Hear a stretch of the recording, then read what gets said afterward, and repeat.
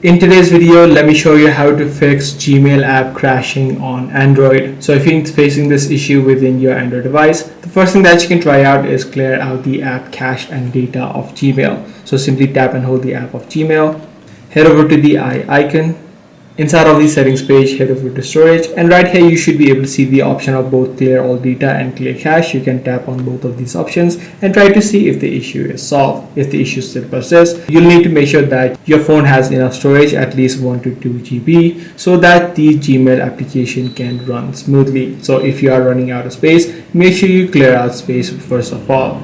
Now, however, after doing both of these steps, you're still facing issues. The last thing that you can try out is just remove the Google account and then re-add it back on. So in order to do this, just head over to the settings on your device, scroll down, head over to account and sync, pick the correct account that you're trying to remove, and right here you should be able to see the option called removed. Once you have removed the account successfully, make sure you log in back, and by following these steps, you should be able to fix this error of the app crashing off Gmail. So that's pretty much all there is to it. If this video was helpful to you, be sure to subscribe. I'm going to see you in the next one.